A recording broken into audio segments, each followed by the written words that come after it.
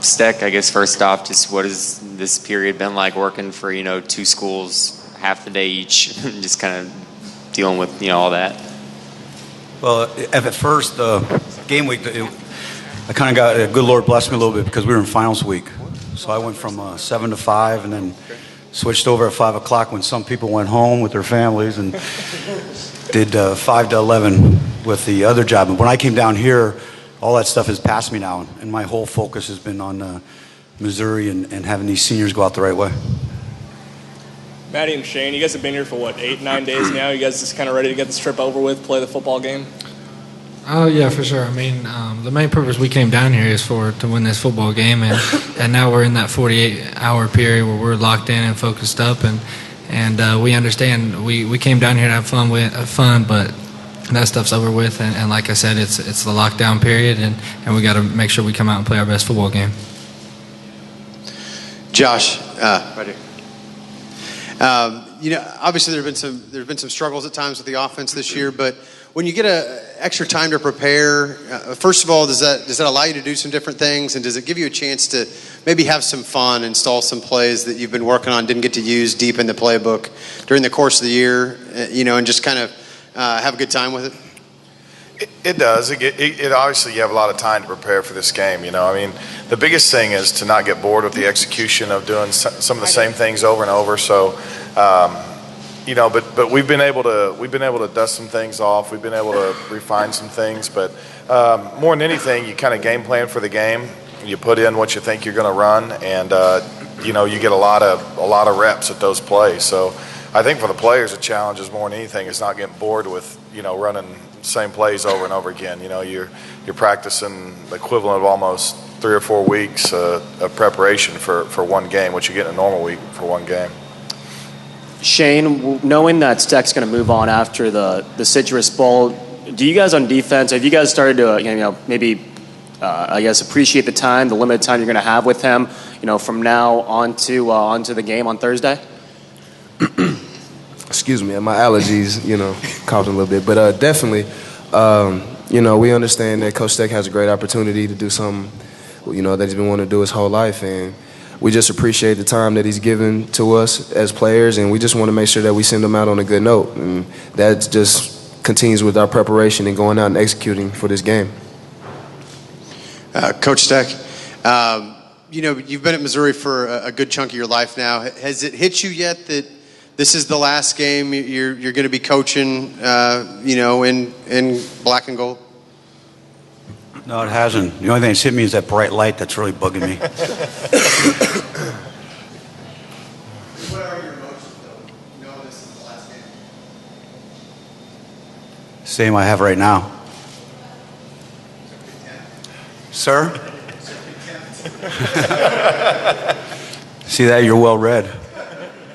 No, my emotions will probably come after the game. Right now, the focus is the 48 hours that Maddie talked about, and it's about sending these players out on a win. When it's all over and you sit back, and then there might be a sigh of relief, and then there might be some reminiscing. But until then, you got to keep focused, and that's what I preach to the players. So it's my job to stay focused also.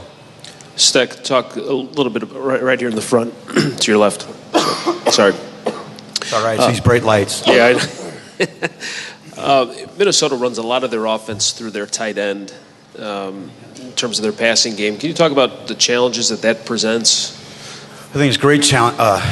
It's a really great challenge because it does. Everything goes through that young man. Number 88, I'm really bad with names, and I apologize. I mean, no disrespect because we've been studying the heck out of their video. But he's a very big, he's fast, he's got great hands, and the thing he does is he's like, to me, a basketball player playing tight end he can box people out and go up for the ball. And he's got great eye-hand coordination and stuff. So he's going to be a very big challenge. He's also a very good blocker because they run the ball really well. So a lot of their passing comes off their play action. So he's going to be a big challenge for our guys. For Josh and Maddie, with Jimmy not available in this game, who kind of picks up the slack? Who do you kind of look to throw, on Thursday without? He's played pretty well here the last 4 or 5 games of the season. Yeah, Jimmy has played well. He's done a great job finishing the season. Obviously had a big game in the SEC championship game and done some great things down the stretch. But we got some other guys that are going to step in there. We're going to use some going to use some different personnels to help replace what Jimmy's done. But really, at the wide receiver position, we've moved Nate Brown to that spot, who's a true freshman who's doing a really good job and has practiced really well over the last couple of weeks. And Gavin Oddie, who's a senior walk-on, is really a good football player. He just hasn't had a lot of opportunities, but he's practiced extremely well. I thought he had a great practice today, didn't you, man? I mean, he really practiced great today. So those guys are going to get in there and do great. I mean, so many times it's just about getting an opportunity. So this is those guys' opportunity to step up and make some plays for the team. This is for the two coaches. It seems like Coach Kill, wherever he goes, he really takes that program to the next level. Or either of you guys familiar with him? And I guess what do you credit that success to that he's had? I know he's done a great job everywhere he's been, but I don't know Coach Kill personally. But I mean, you watch him on film and you respect the job that he's done because they play hard, they're well coached, they're sound, and they're aggressive. And so you watch them, and when you know the kind of job he's doing by just watching how they play on film. Do you know him, Steck? Well, no, I don't, Josh. Oh, okay, good. Coaches, you mentioned number 88. Is there any other aspect of their game that you've spent time specifically preparing for? Us specifically on defense, we have to stop the run. They do a great job, like Josh was mentioning about Coach Kill. The thing that I'm real impressed with Minnesota's coaching staff that you can see visibly on film is they're very, very fundamentally sound. And they kind of run the same plays over and over. And they're so good at it. They'll disguise it by formations and stuff. So we really have to stop their running game. Number 27, I believe his name's Cobb. He's a really downhill runner, but he's got great cutback ability. So I think if we can stop the run game somehow, or at least slow it down a little bit and get him in a passing situation, then hopefully we can stick Shane and the other boys loose to get the quarterback. But our number one priority is going to have to be to stop the run. How do you feel about that, Josh? It's more fun asking the questions than answering them. I think it sounds like a great plan, Steck. Perfect. Any other questions? Shane, I was just kind of curious. At what point in your life did you think that you could be a Division I college football player, / NFL draft? I mean, when did that first start entering your thought process? I don't know. I never really thought about it. For me, growing up, it was about trying to find a way to get to school. Me and my mom had a plan, and when that plan got set in place in high school, and I started working harder to get better, things just kind of started happening, and Mizzou was the first school to come give me an offer, and couldn't turn that down, and I was able to come up here, and lucky to have coaches that were able to put up with me for a little bit and continue to work on me in my development, and I'm just blessed to be able to be in the position I am today. Shane, over here. Your dad and I, Wendell, he was a good friend of mine. He was a really good player at Mizzou. I interviewed him many times. He gave great answers whether the Tigers won or lost. Can you tell me about seeing any pictures or video of your dad wearing a Tiger uniform, any advice he might have given you over the years? Well, for a while, my motivation stemmed from my father. I wanted to be better than my dad in everything, football especially. And for the longest time, I had a lot of his old newspaper clippings up on my wall that I would just look at. And it came to a point where I decided that no longer could be my motivation. And I took those clippings down and focused on myself. And from that point on, I just started moving forward. For both coaches, it's probably off the radar for now, but just thoughts on Barry joining the staff for you, Josh, and for Barry replacing you on the staff. You, Josh.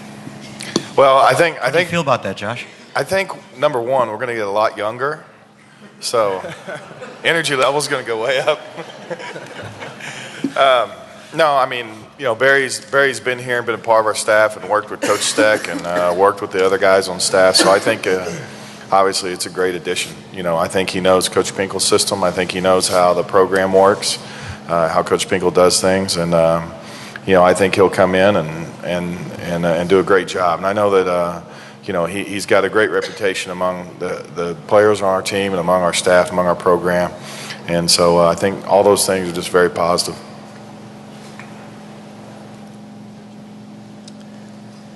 Dave, the Gopher staff has talked about how much they, Coach Steck, the Gopher staff has talked about how much they got out of their visit with you guys when they came up from Southern Illinois. I'm just wondering if you formed any, bond with Tracy Claeys, and if you've kind of followed what he's done with his defenses over the years. Yeah, I think, that's kind of like a two-part question to me, because luckily we had 3-4 weeks to change our entire defense since they know what we run. I think Tracy's done a great job there. And I think, like I mentioned about their offense, and when you watch their defense play, they are so fundamentally sound, and I think that's why they've had so much success everywhere they've been. And they play the game the right way. They play with passion. I think they coach passion, and I think they coach fundamentals. So I'm really impressed by the way Tracy has done that, what he's done with his defense. Hey, Shane, sacks didn't become an official stat until I think 2000 or something like that. You're one away from the SEC single season record. How important is that to you to get there or maybe past that in this game? I think it's important, but it's really not my focus. My focus is just to come out and execute the game plan that Coach Steck has for us, be where I need to be, and just play as hard as I can play. And I've learned that when you handle your business and do your job, things fall into place. You'll be where you need to be to make the play. So I'm not completely focused on it and setting that as a goal, but I'd love to to break that record in this game. But I'm just focused on doing what I need to do to be successful for this defense. Matty, the whole conference thing can be kind of overblown at times, but because you're an Ohio guy in the Big Ten footprint, is it kind of neat to be playing a Big Ten school in Minnesota this week?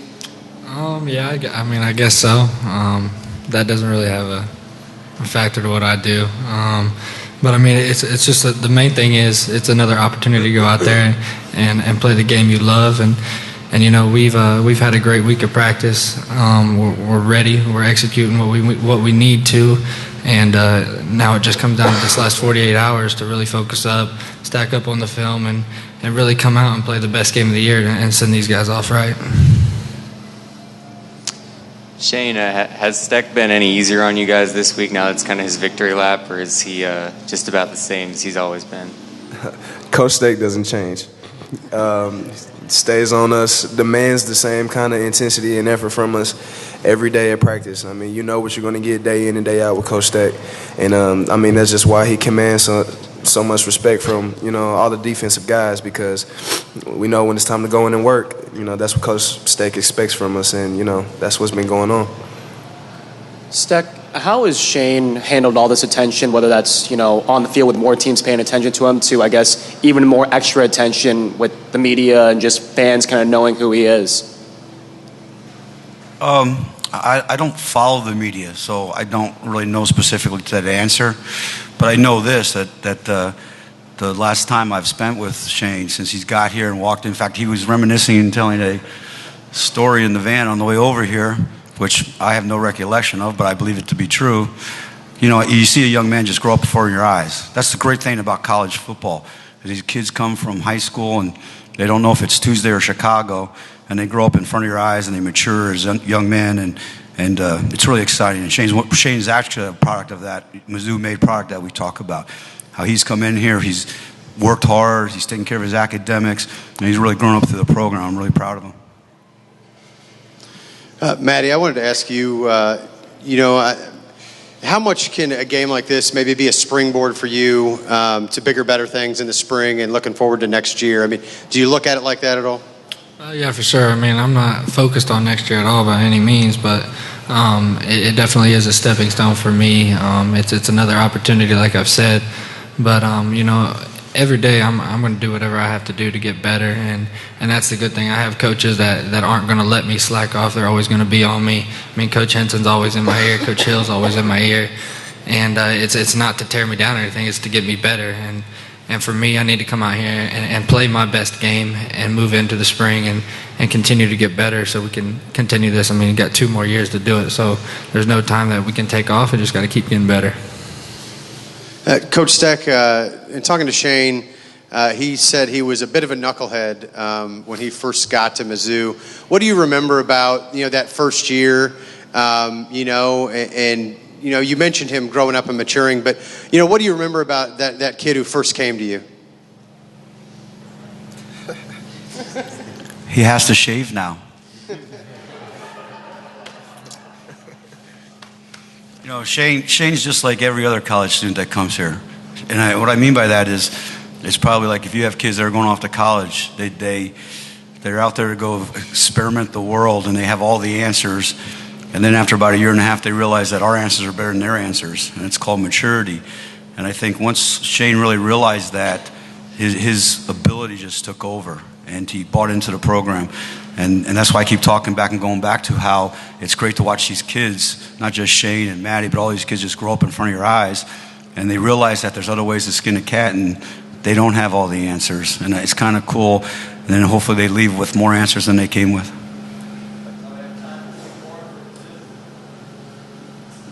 Shane, is the anecdote that you told in the van on the way over something that can be shared, or is that a kind of a secret thing? Well, I mean, if you want to know, you know, like I said, I was a knucklehead, and it was a spring game, and one of my teammates had gotten an interception and ran about 60 yards down the field, and I kind of walked off the field. And not because I was mad or anything, but, you know, the most important thing that we do is when we get a takeaway on our defense, we celebrate with each other. And because takeaway is important, that's what the main goal of our defense is. And that next day, Coach Steck called me into his office, him and Coach Cool, and they sat me down. And Coach Steck looked me in my eyes, and I'll just make it the PG version, but basically he told me that if I didn't buy into the program, you know, he said, I don't care how good you are, you won't play here. And, you know, that really, you know, sat with me. I remember it like it was yesterday, and that was definitely one of the times where I took that in and realized I had to mature and become a better person if I ever wanted to, you know, be a part of this football team, and, you know, it just worked out.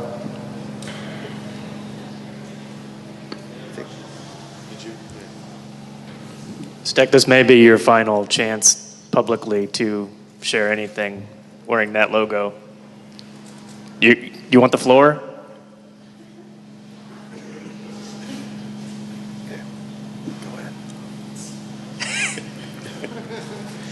I'm not a really emotional person, but unbeknownst to you people in the media, I really don't have a problem with you, even though you probably think I do. I appreciate your job and what you have to do, but my whole focus and my whole life is just about my players, and I'm going to miss them.